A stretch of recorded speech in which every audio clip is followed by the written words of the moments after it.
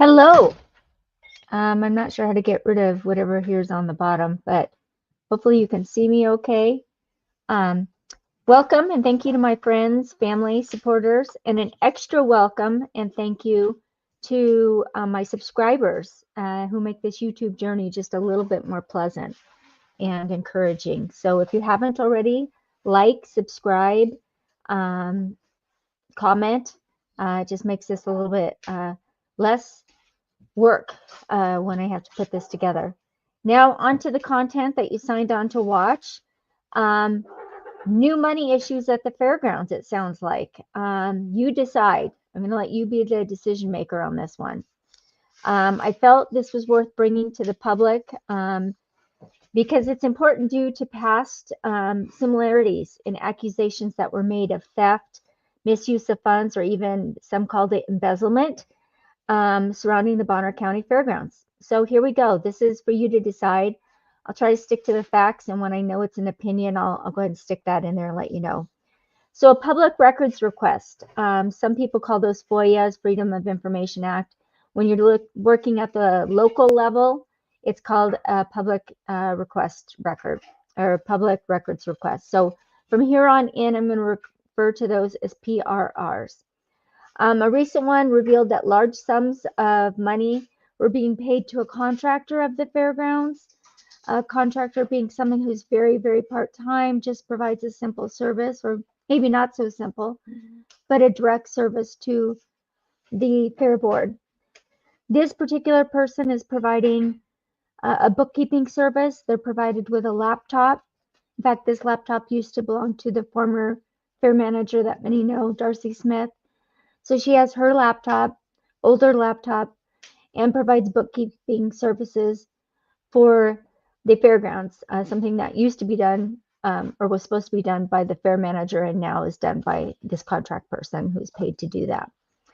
A PRR contract revealed that the fair board has with this person and her title as fair board treasurer. So I'm going to see here if I can pull up the extra camera and show you what that contract looks like. So let's see here how well that works. And I've never used this before, so I'm going to give it our best shot. I'd like you to be able to see what that looks like. Document camera. I'm not sure if I'm going to be able to get this to work or not. It's called a swan, and the swan does not seem to want to work. So I think I need to practice with that a little bit more. Well, I'm going to try this. I don't know if it's going to work, but right here is the contract.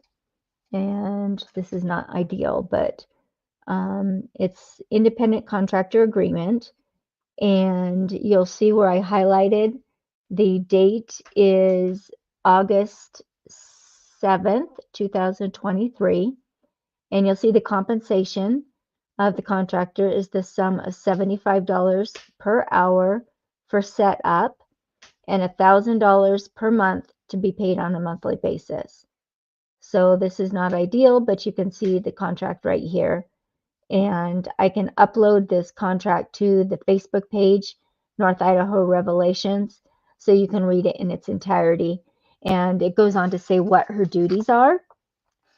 So anyways, I can get that to you. I'm not sure how to upload to this page yet. Again, I'm a newbie, so I will get that to you on the other Facebook page that goes along with this YouTube. So we have that. And then I requested all contracts for her. And this was the only one they supplied. And it's interesting to notice that when I requested this information, it took them I had to ask for it more than 3 times. And statutorily, they're supposed to get it to you within 3 days. If they can't, they're supposed to provide you with a letter or notice saying that it's going to take them up to 10 days. I didn't get any notice. I had to request it more than 3 times. It took them a few weeks to get it to me. So I'm not sure what that was about. Upon receipt of the September 2024 profit and loss statement, there was a payment for accounting and legal in the amount of $12,500. So that would be her payment of $1,000 and whatever legal stuff. So that got me wondering, because I'd also seen on some prior profit and loss statements and so forth that a check for $5,000 to her, and I didn't understand that. So that prompted me to request all payments made to that individual treasurer. So I received that next. Well, let me back up. When I received the legal and accounting for $12,500, I'm going to hold that up for you as well. You'll notice this is for September 2024, as you see at the top there. So for legal and accounting, there was a payment for $12,500. Well, if you look a little closer here, it also shows September 2023, and the payment for that month was just a little over $5,000. So that number was $5,681 and 25 cents. So that was quite a difference. And so I wanted to know why that difference was there. And so I requested just a payment sheet of all payments made to that contractor in the last 6 months. And what I found was astounding to me.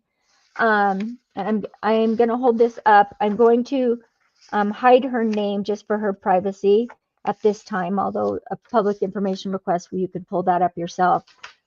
Payments made to her in the last 6 months, and I'm going to try and show this to you again, are in the amount of $5,000 a month. So in the last 6 months, she's made $30,000 as a contract bookkeeper. Wow, wow, wow, wow. Contract bookkeeper making $30,000 a month from the fairgrounds with a contract that says $1,000 a month. And you'll notice on here that it says bill. So each month there's a bill for $5,000. Well, if you've attended the fairground meetings, or if you look up online under the minutes, there's a section where the fair board has to approve all the monthly bills. So the fair board is approving the bill for her for $5,000 every month. And that's how she's being paid. And that's up to as recent as March of 2025. So she has a contract for $1,000. She's billing $5,000, and the fair board is approving it. So what's the $4,000 a month for? And why is it being approved? And why is there no contract? So she's being paid 5 times what was originally agreed upon.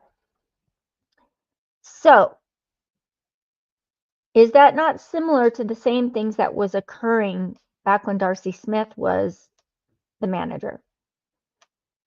The fair board was signing blank checks and telling her to pay things with it, and she was. The board was approving expenditures and hiring of people, even if it wasn't what was the status quo, and she was doing it. And then one day they decided they didn't like any of that or her, and they called the police chief and filed charges of theft, embezzlement, misuse of funds. Now that last statement about them not liking it and turning her in is definitely an opinion. Some would argue it's fact, but because I stated it, I'm going to say it's an opinion. What we do know, though, is at some point they called Chief Kuhn and said that there was theft, misuse of funds, or embezzlement occurring. I don't know about you, but if there's a contract for $1,000 and this person's being paid $5,000 a month, there's $4,000 a month missing. We have this person making $60,000 a month as a contractor when the full-time staff in the office, let's look at their wages. The fair manager doesn't make a whole lot more than that $60,000 a year, and he's full-time with tons of responsibilities. The office staff are barely making $60,000 a year. Some are not even making that. So this contractor is making way more than what their contract says, or taking way more than their contract says, under the guise and approval of the Fair Board. This Fair Board that's been approving this, half of them are the same Fair Board that were there when Darcy Smith was there, that turned her in and supported the allegations of misuse and theft of Fair Board funds. Add to this, when all of this came out and the Fair Board was told they need to account for this and could not provide a more current contract, the former vice president of the Fair Board, a very long-term Fair Board member and supporter of the fairgrounds, turned in her resignation. You heard that right. Turned in her resignation when this all came out this week. Timing? Coincidence? Maybe. You decide. We won't know unless we ask her and she tells us the truth. I'm not going to be the one to ask because it's not for me to ask. But maybe some of you can ask. I don't know. So the next question I have for you is this. Well, let me first tell you this. On a personal note, I love fairs. I absolutely love fairs. All fairs. When I'm not at a fair and it's fair season, I'm traveling to other fairs to absorb it, support it, spend my money there, visit people I know at those fairs, because a lot of us people know each other from different fairs because we frequent them so much.